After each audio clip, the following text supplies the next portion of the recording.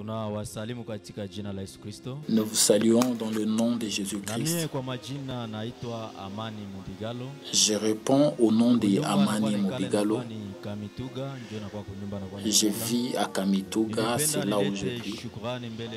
Je voulais apporter mon action de grâce devant Dieu et devant les enfants de Dieu, parler de hauts faits et de miracles que Dieu a fait dans ma vie, et de miracles et prodiges que Dieu a fait en ma faveur à travers cette église. Je ne manquerai pas de la remercier.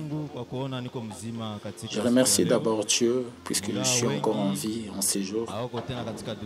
Bien que plusieurs ne soient plus de ce monde, plusieurs soient sur les lits de l'hôpital, mais moi je suis en vie et en bonne santé. J'ai dit que le nom de Dieu soit béni.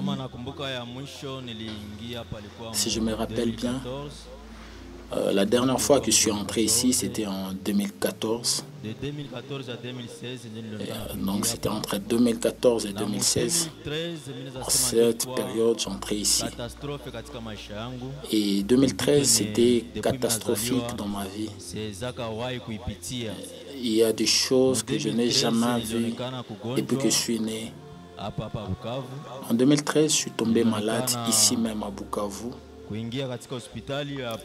J'étais hospitalisé à l'hôpital de Panzi. Je passais 4 mois à l'hôpital de Panzi. À l'hôpital de Panzi, je passais ces 4 mois, j'avais plusieurs maladies. Et parmi ces maladies, j'avais aussi le diabète. Parmi ces maladies. Et la grande sœur avec qui nous étions, c'est elle qui se réunissait ici. Et elle était vraiment fervente. Et elle s'efforçait toujours à garder un peu des unités pour demander des prières auprès de maman. Maman l'aidait toujours dans la prière chaque jour. Et Dieu m'a aidé, j'ai quitté l'hôpital. Mais les docteurs m'ont dit le diabète ne guérit jamais.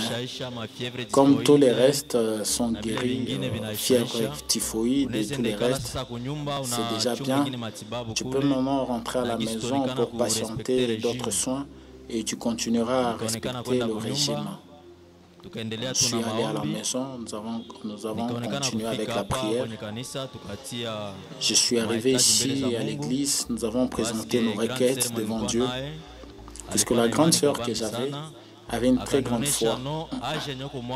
Elle m'a montré, me disant qu'à ton âge, c'est impossible. Parce que même le médecin posait des questions, regardait dans la famille.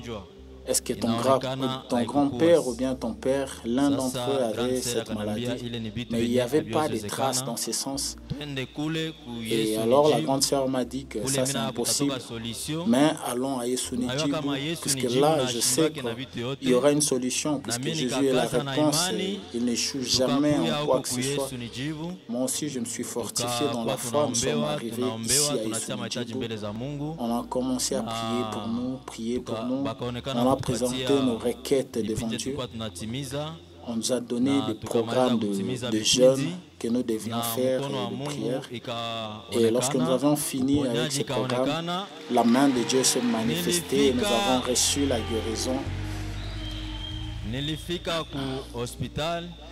Je suis arrivé à l'hôpital puisque le diabète, on teste, on met une piqûre, on prend un peu de sang qu'on met sur un appareil là où on met le sang pour voir le niveau du sucre.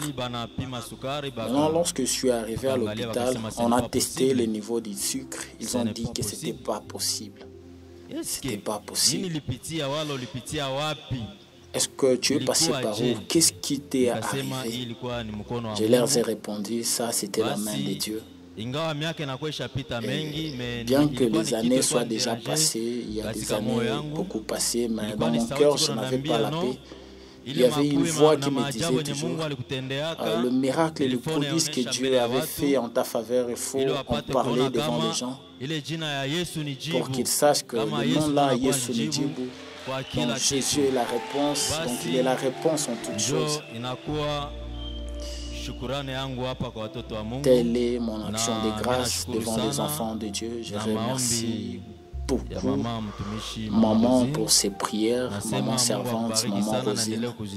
J'ai dit que Dieu vous bénisse abondamment et qu'il vous accorde toujours sa faveur, puisque grâce à tes prières, je suis en vie jusqu'à ce jour, puisque je me disais que l'année 2013 était ma fin. J'étais à l'hôpital, je disais que c'était vraiment la fin de ma vie. Je dis merci. J'ai tellement de choses à dire, mais que Dieu soit glorifié.